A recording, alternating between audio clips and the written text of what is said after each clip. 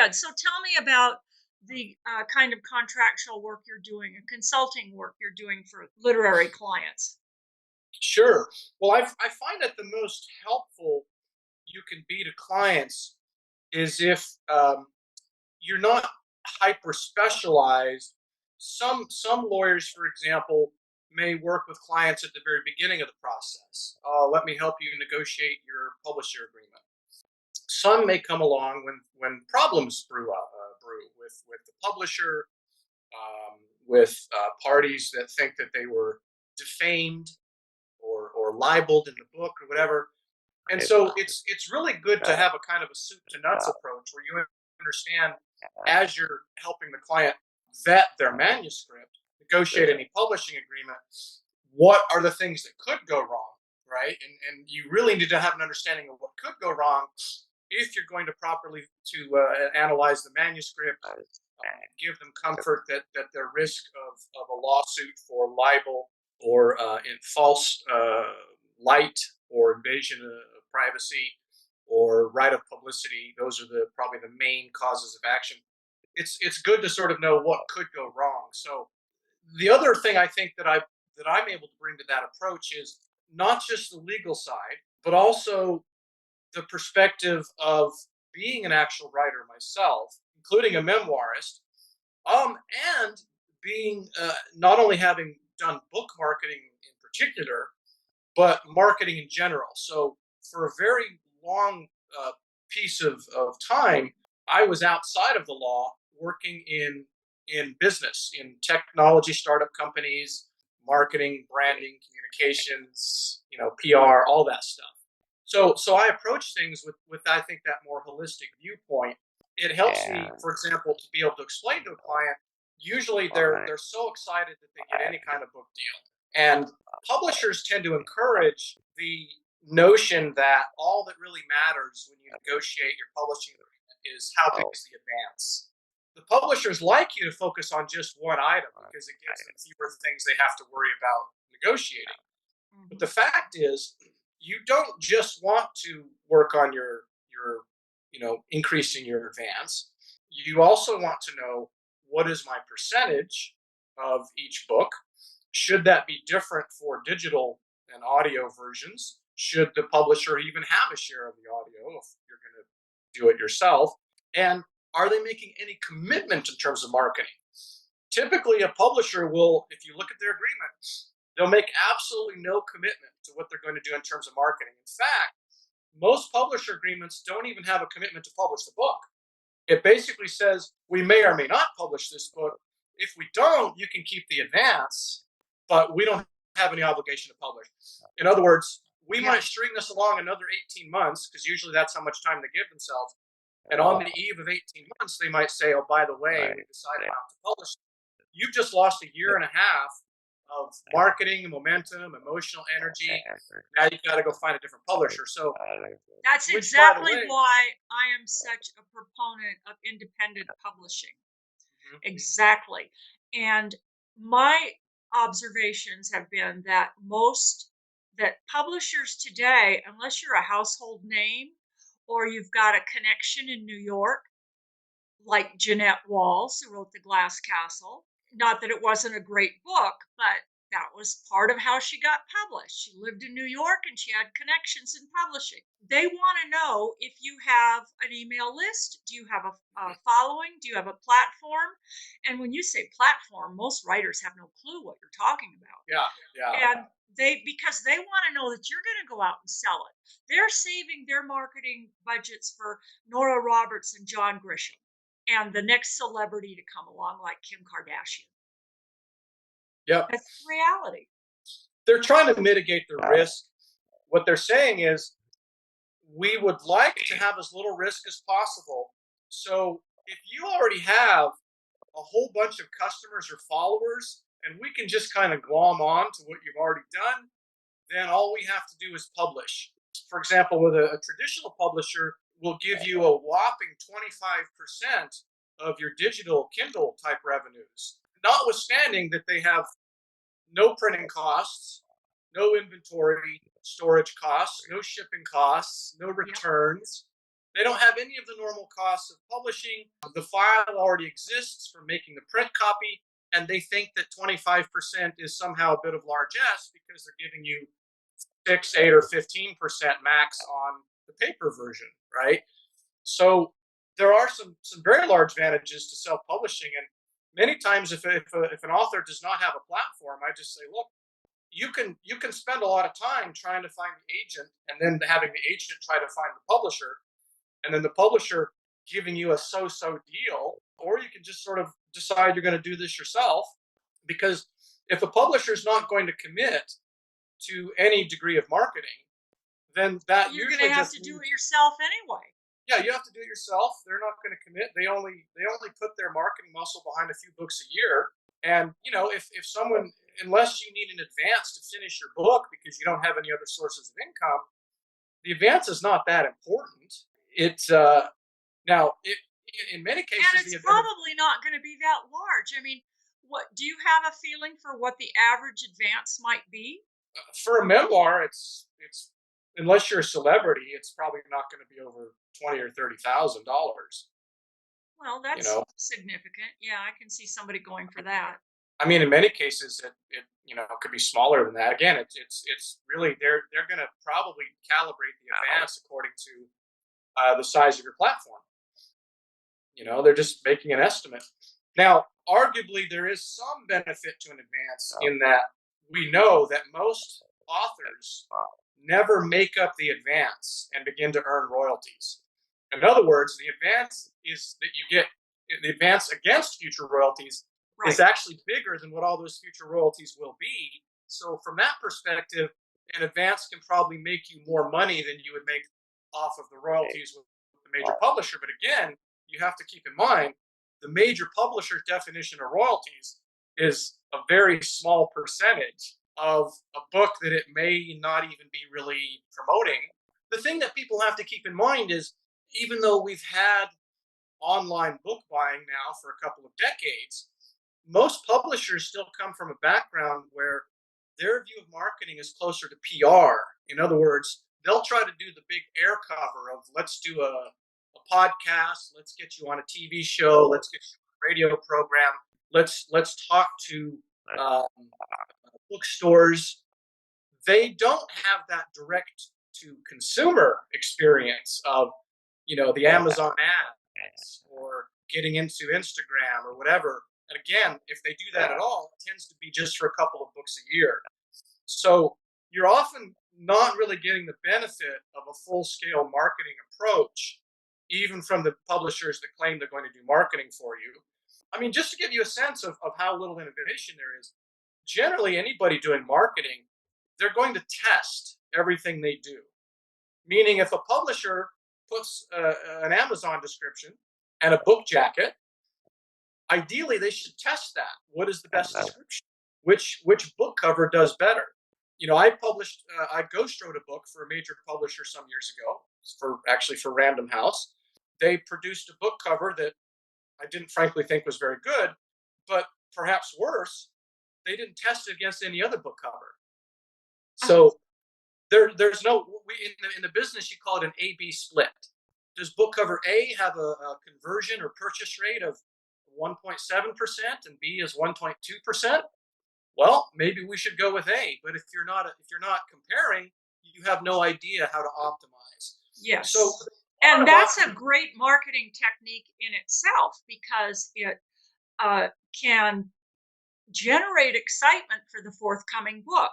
And people love to give their opinions. I'm in the middle of a nonfiction right now about my cosmetic surgery here in Ecuador. And I'm already creating 3 different covers, which I'll put out to the Facebook groups and the aspiring memoir writers. Which one speaks to you? What do you think? And that's going to generate. I probably will already have a pretty good idea of which one I'm going with, but it'll generate interest before the Mhm. book is even published. Yeah. Here's another thing that publishers don't do. I did it for my book, Ordinary Magic. The key ones that I wanted to match up, and I put them out to my LinkedIn and my Twitter and my Facebook. And I said, here, everybody, what do you prefer? And I was kind of leaning toward a particular cover, but because I was doing this similar equivalent to an A/B split and Yeah. saying what might actual readers think, I ended up with a the cover that became the cover of the book. It ended up being probably prettier than the one that I was thinking of, but this is because the crowd that I sourced basically came around to saying this is the one we like. It's kind of like using letting readers read your manuscript, right? And Sure. not just any reader, right? You want a discerning reader, someone who Right. Not maybe is a writer. family and friends. Yeah, someone if they're writers, if they've read a lot of memoirs at the very least. If you're talking about a memoir, you want to get it's market research. You're getting reactions. You're learning about this worked for me, this didn't. It's what any business does in terms of going out to the customer and saying, here's what we propose providing, and the customer can say, well, it has too much of this and not enough of that. Because if you just rely on your own projection, or your mom or your sister who loves the book, and you think, oh, it must be great, you're not really going to have your hypothesis tested, and you're not going to improve the product. And then you're going to wonder what happened.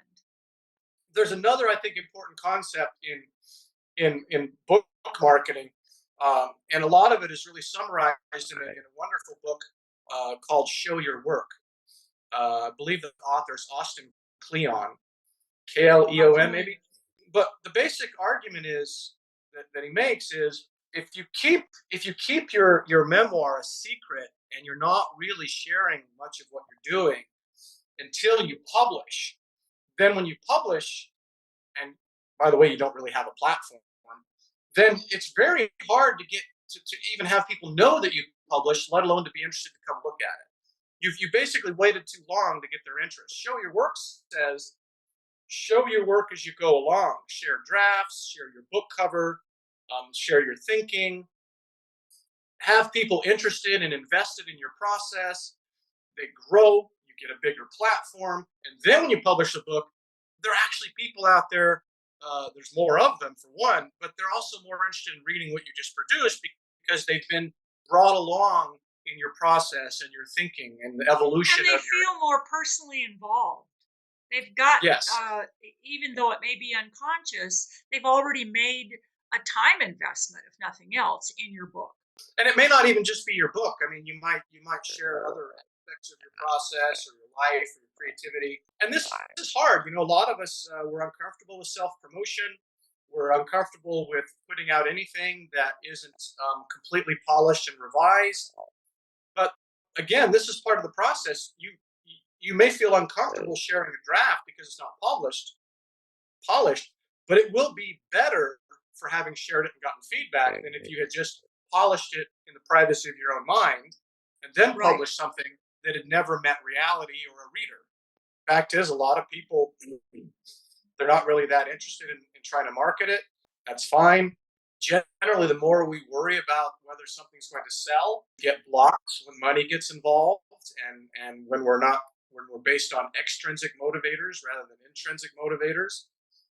It affects the way that we write and what we think, and it becomes this like separate editor that's sitting above all of our work, and it can lead to a lot of anxiety in the Oh, process. absolutely. I hear this all the time.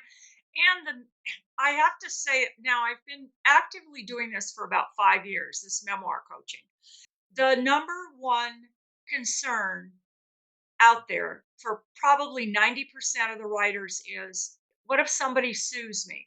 I actually had a woman tell me that she did not want to hurt the feelings of her abuser.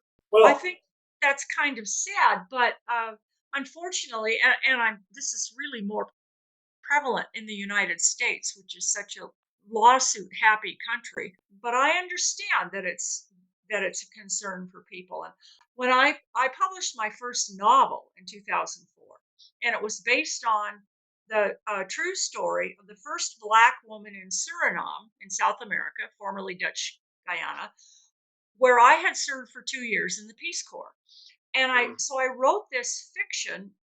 95% of it was true. I mean, all the people, the documents, everything is there because I'm sure the Dutch were the originators of the paper trail. But So I wrote this historical fiction based on her life. This was the first Black woman in the history of the country to get legal permission from the Dutch to marry white, and she's a legend in the country. So, to make a long story short, I get threatening emails that they're going to sue me for this group of people are going, one of whom I knew was going to sue me for stealing their Black culture. So, and then I panicked and I called a literary attorney, and it was a week before I could get in to see him. And during that week, I'm getting all these phone calls from the newspaper in Paramaribo, and I'm getting calls from the uh, literary equivalent of Publishers Weekly in Amsterdam. And I'm feeling all this stuff saying, I call me back in a week because I don't have an answer for this yet. And then nobody called me back. But I mean, it was they got a lot of publicity, and my book got a lot of publicity. And the bookstore that ordered it in the capital sold out. So, but I was panic stricken because I didn't know what I done anything wrong. So I Mhm. became this hound dog of scrambling to figure out constitutes copyright infringement and all that stuff. So I'm long past that now, and I'm certainly not at all worried but about anything like that anymore. But I was at the time. It was really traumatic. I Yeah. had Well, I had copyright. visions of going to prison or something. Well, yeah, that's probably one of the. I mean, if you're writing a memoir, and by definition, most of the things that you're putting in there are your own story, there's not a risk of copyright infringement. If you're publishing a letter from somebody, and Donald Trump recently did this, he published a book of letters, and he didn't get permission from people like Hillary Clinton to publish their letters. And Hillary Clinton has the copyright to her letter, not Donald Trump. And there were a couple other people that said, "Hey, nobody contacted us." So there are a few cases where you can run into problems with copyright. But again, copyright is not you stole my idea or my culture. Yeah. Copyright is very specific, relatively objective. It's a question of did you or did you not grab this information word for word, generally word for word. I mean, you could be sued for maybe taking the exact plot elements of a plot from somebody, but generally we're talking about taking things word for word. It's a more serious form of plagiarism. In my book, for example, there are a couple of photos that I didn't take, so I reached out to people and said, "Can I get a license? Can you give me an paid up, non-exclusive? Paid up means I'm not going to pay you any more than I have, which may be zero.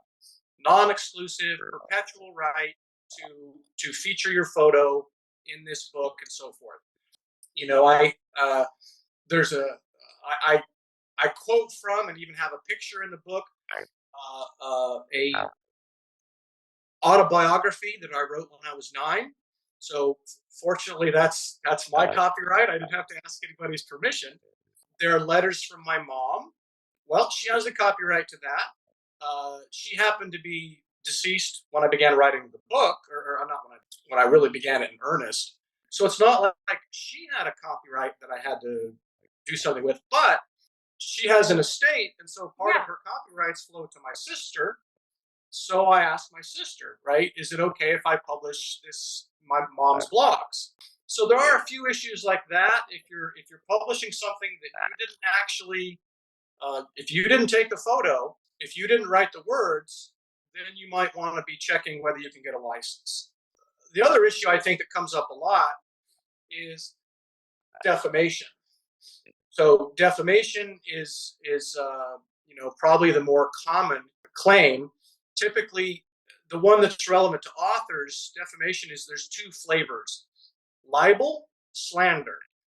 The easy way to remember it is slander with an S is about things that are spoken. Don't have to worry about that if you're writing a book. Book is about libel. So basically, libel is when you publish a false statement purporting to be fact that injures somebody's reputation.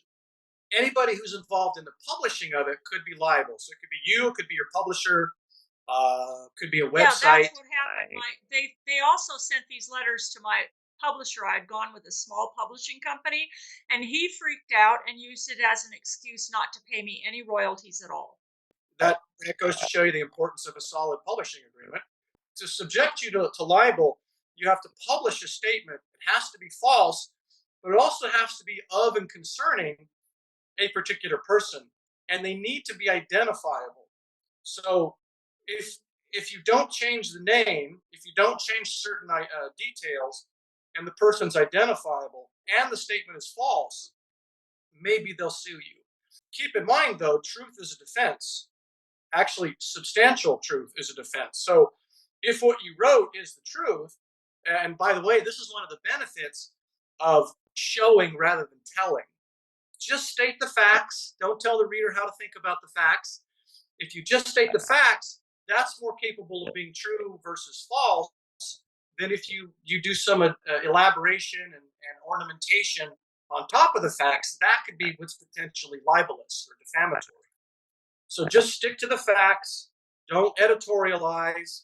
If possible, you can conceal the identity with changing names and details or whatever. Now, if you're writing about a third party that no one would have any reason to guess who they are, like you mentioned earlier in our call that someone was concerned about her abuser's feelings.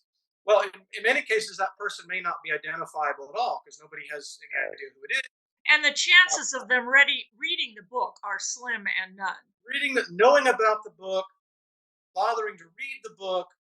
Let's face it, most memoirs are not going to sell more than a few copies. So many people who might otherwise say, I'm angry about this, could go, I don't have any evidence you're really selling that much. It's not like this is being turned into a Hollywood movie. I don't really see that there's a big pot of money that I'm going to somehow get, let alone a lot of people who are reading about me in this negative light. And I don't want to pay a lawyer to bring a lawsuit. So you have all those hurdles in the way of someone bringing a claim before you even get to the hurdle of, is it substantially true? Is the person identifiable? The other thing too is if you give an opinion, but it's based on disclosed facts, like here's all the things this person did, disclosed facts. I think this person's a jerk. Well, you've disclosed the facts that are the basis of the opinion. And so that is actually less of a problem than if you just said, this person is a jerk. Here's what this person did. I think that's a crime. Well, if you have an opinion based on disclosed facts, it actually often will not qualify to be defamation because we assume the reader can look at the facts and go, I don't agree with your opinion. But if you have an opinion that purports to know facts that aren't being revealed to the reader, like, I can tell you this person's a criminal. Now you're getting deeper into potential libel territory because you're not giving the reasons to allow the reader to make an assessment. You're simply saying, this is a bad person. I think your point about showing, not telling, is really, really valid. Because when I wrote my second memoir about my long relationship with the stand-up comic ex-husband, who actually I called it "Help, I Married a Comedian," and I prefaced it in the beginning by saying that in every relationship, there's his version and her version, and I want to be clear. This is my version. I'll tell you what happened. You decide. And I actually quoted George Carlin, who said, "Women, what was it? Women are crazy and men are stupid. And the reason women are crazy is because men are stupid." I didn't get any permission from that. I've never heard boo. Nobody said anything. Usually I like to harken back to the uh, Paul Simon and Art Garfunkel. If you remember their song Kodachrome, Mm-hmm. Mama Don't Take My Kodachrome Away. Well, Kodak sued them for using their trademarked name, Kodachrome, in their song without permission. Yeah, that's a loser. And it went to court, and the judge threw it out of court. He said, Kodak, you can't pay for this kind of publicity. Get out of here. Trademark law is a an That's area a that whole nother story. Yeah. potentially an author could run into some difficulty, but generally, if you're writing about something about a trademark, it's fair use. You're able to say, Mom sat down and had a Coke, right? You don't have to go through special somersaults to say that. The trademark issue sometimes comes up. Usually it's just going to be some variety of defamation. There's the false light or invasion of privacy. Like invasion of privacy is a little different. Like for a defamation claim to succeed, what you said has to be false, and and arguably you knew it was false. But if someone sues you for invasion of privacy, you could have said something true, like maybe you're talking about somebody's sex life or somebody's morning ritual and how they their Botox and whatever. I mean, just something that's like overly personal, that's too much and too invasive.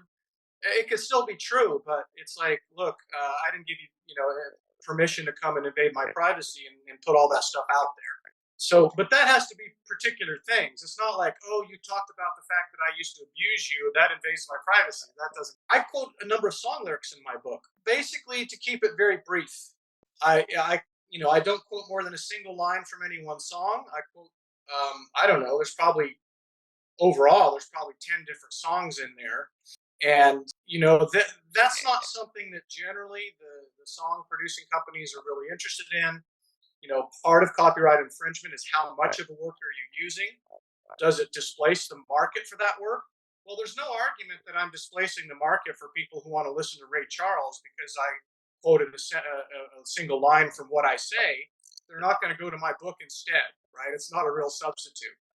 So keeping it brief, making sure it's relevant, and then at some point you're just like, I just don't think this is a highly likely claim.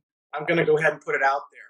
Now, when I did the audiobook, which I read myself, it raised another issue because as I'm reading it, I'm having to decide, do I want to just read it straight, which means it's only implicating the lyrics still, just like the written version, or do I sing it? And now I've got the melody involved and maybe even the style of the singer.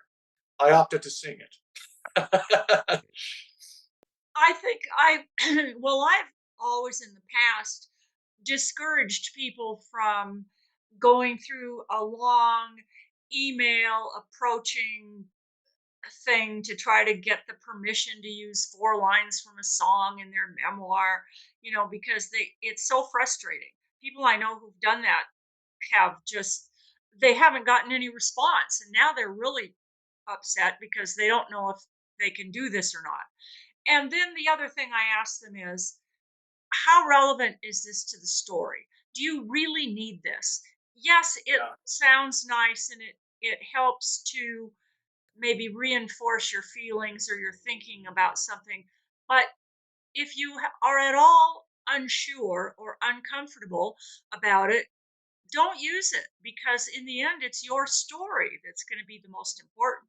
Yeah. And like I said, I wouldn't quote extensively for the most part. If I'm not getting permission, I wouldn't quote a good chunk of lyrics. I mean, like I said, I don't know if I could find it, but I have a single line from What I Say. It's "Hey baby, what I say," or from The Doors, it's "Break on through to the other side." That's it. That's the point I was making. Just quote that. I just don't think that song publishers, that's a high priority for them.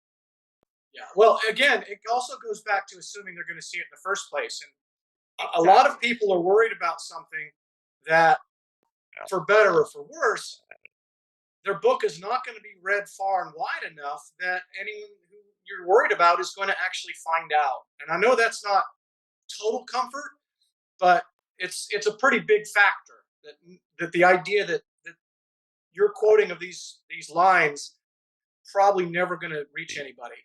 And if it blows up and gets huge, if you get a major publisher, they're going to do that legal legwork for you.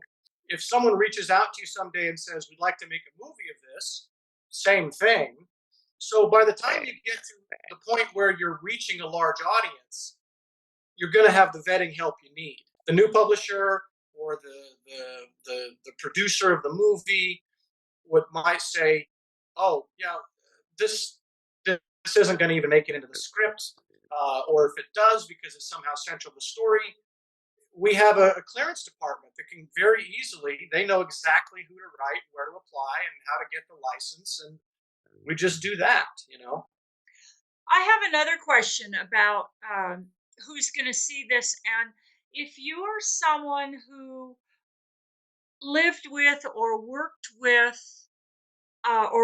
for or had contact with a household name celebrity, what would be the ramifications there in terms of what you say about that person? Well, so you still have the same concerns of defamation, invasion of privacy, false light. But if someone is well known, it brings up a different potential claim, and that's the right of publicity. It's a little bit related to trademark in the sense that you're now trying to coast off of somebody else's brand or reputation. So, you might be telling a famous person's story and using a bit, too much of it or whatever, and you didn't really get clearance. And so it could bring up issues like that. It's something that probably we could do a separate session on, some things like that. But Okay. now defamation, though, is actually hard to prove for someone who's famous. If someone's not famous, a regular Joe, all they have to prove is that you published something false and that you were kind of negligent or reckless in doing so. You should have known it was false, should have known better. If the person is famous, though, they have to show not only that it's false, but that you acted with actual malice, like that you Ah, really, really knew what you were doing. yeah, A much higher level of state of mind or intention, or what in the law we call mens rea, your state of yeah, mind. yeah. So if they're famous, they have a harder road on defamation. I mean, the main thing you have to worry about is just that you're implying that they endorse your book. You wouldn't use the famous person's necessarily use their image on the cover. If it looks like a little bit too much that you're sort of trying to exploit their relationship as opposed to just tell the story, that's where you start to get into some trouble. But clearly, there are tell-alls that happen all the time, and those are fair game, as long as you're not inappropriately using their image or their likeness without their permission. Well, you can write a lot of stuff without inappropriately using someone's image or likeness. Tell me, I'd like to just know a little bit from you in your own words about your background, your legal background. I graduated from Harvard Law School in 1992. My first job out of law school was for a federal judge. I came to the conclusion that he was corrupt, and so I became a whistleblower in my first job out of law school. And then I went to the Department of Justice in Washington, and I worked with DOJ for a few years, and then for a big law firm where I did intellectual property law. And around that time, I also taught a class on advanced intellectual property at George Washington University Law School, as well as started my own literary agency. So I did that for a while and developed, some a lot of what I would later apply in getting in putting together a book proposal for a former partner of mine whose book I ghost wrote. I put together a book proposal that garnered interest from, I think, 21 publishers, and then 16 or 18 of them participated in an auction. As I mentioned earlier, that auction really only had one criterion, which was the advance size. But I negotiated that and the publishing agreement. I've done publishing agreements on behalf of other clients. I've done a considerable amount of trademark and copyright litigation and advising. And most of my legal experience has been in the area of litigation and counseling people on how to avoid litigation. And then, resolving a dispute if something comes up. Sometimes it goes to court into litigation. Sometimes you can resolve it through negotiations or even a mediation. Ward off the actual filing of a suit. Or if one's filed, you can settle it. And like I said, I took off quite a few years from the law and was involved in technology companies. Within those, I was mostly in a business capacity, so learning about all the marketing, PR, sales, enterprise sales, small business sales, direct to consumer. Did some lobbying, testified in front of Congress on some issues.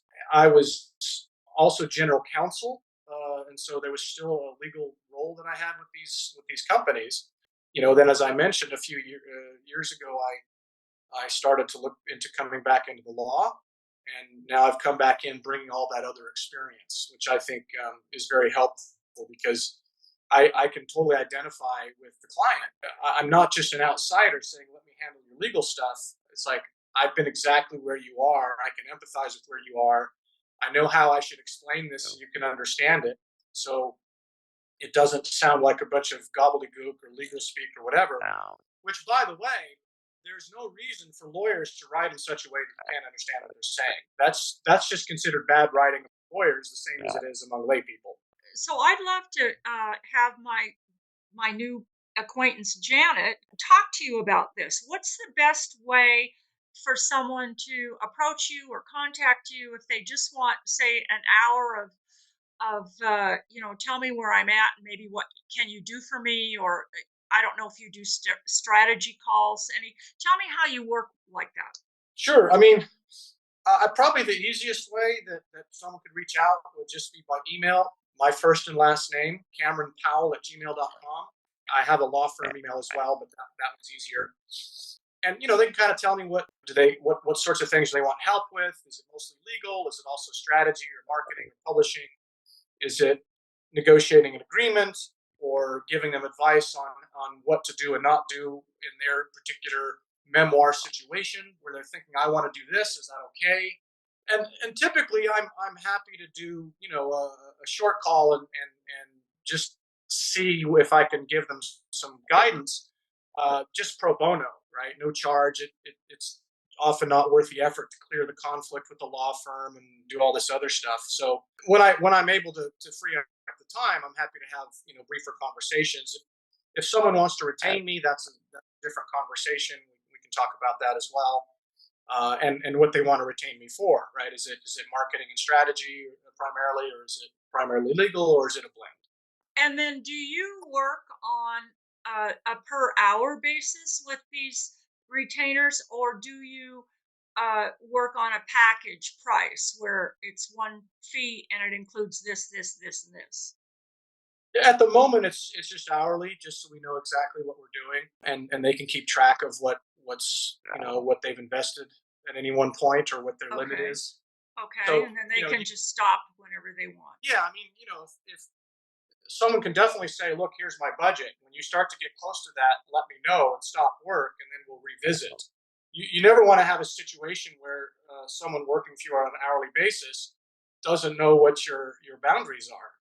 And then you get a bill, and it's like, I've had this happen from experienced business people, including one I remember some years ago telling me that he'd be happy to give me some of his thoughts and advice on a brief call, which was longer than the call, and it was you don't want surprises, You don't. and this is why lawyers, we have to send people a retainer agreement generally if we want to protect ourselves. It lays it out. I'm representing you.